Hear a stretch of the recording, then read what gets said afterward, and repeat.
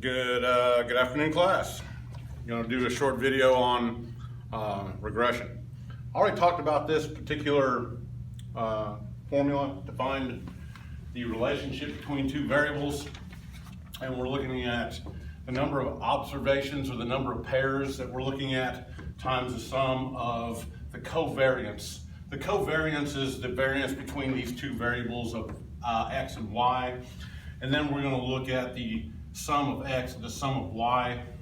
We're going to combine that, and we're going to divide it by the paired numbers that we have, and then we've got the sum of x squared minus the sum of x quantity squared. And then we're going to multiply that by the number of pairs with the sum of y squared minus the sum of y quantity squared. So it's a little bit different. It's the same formula that we talked about. Now we're going to talk about something a little bit different, and this is when we're going to try to find some variable of x and make a prediction of a variable on the y-axis. So let's get some data up here. I've got x and I've got y. Let's call x numbers of hours studying, so study time. And let's call y a final grade.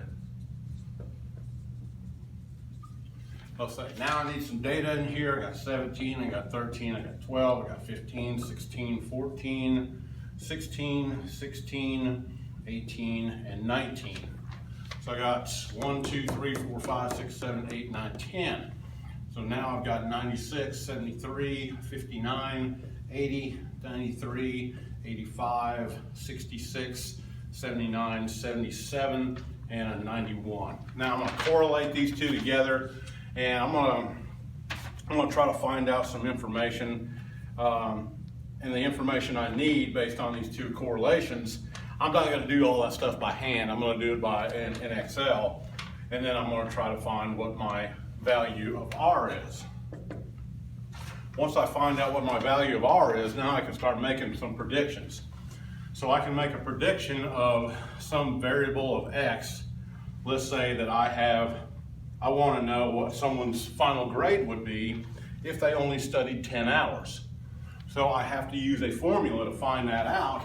So I'm going to have some y, predicted value of y. So y predicted, and it's going to equal, I need to find the intercept of my y variable, and then I need to find the slope of my x-axis, and then I need to multiply that times some value on the x-axis. So whatever this value of x-axis is, when I find the intercept and the slope of these two variables, I can predict what value of y is for some value of x. So if I have the y-axis and the x-axis, and I move over a standard deviation this way, I will move up 1/2 of a standard deviation this way.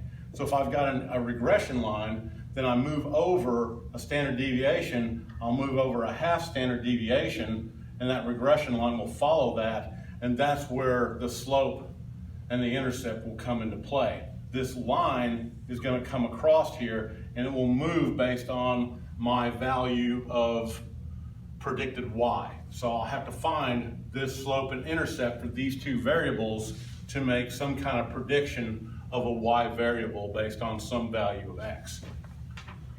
I know that may be confusing for you, so the first thing I probably want to find is my slope.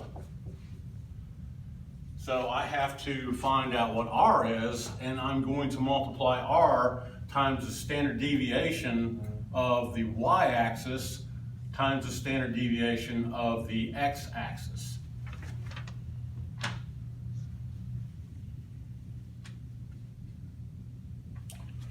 Then I need to find my intercept.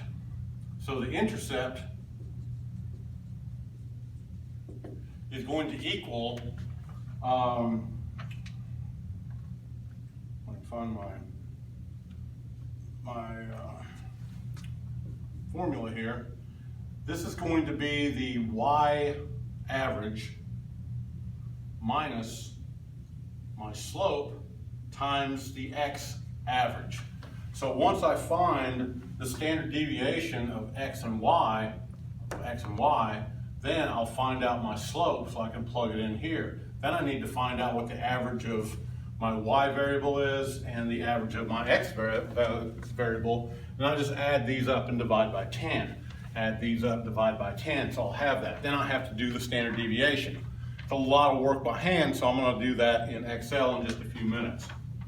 So once I find out these values, then I can make some prediction, and my predicted y is going to be the intercept plus the slope times the value of x. So now let's go and start computing some of this data.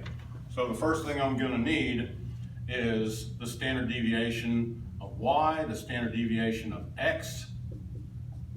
I need y, the average of y and the average of x. And then I need to find my slope, intercept, and then I can make a prediction. So I will fire up Excel, and then I will show you how to do this. And then I'll even show you how to do the scatter plot so you can print that off and or you can attach that to your homework.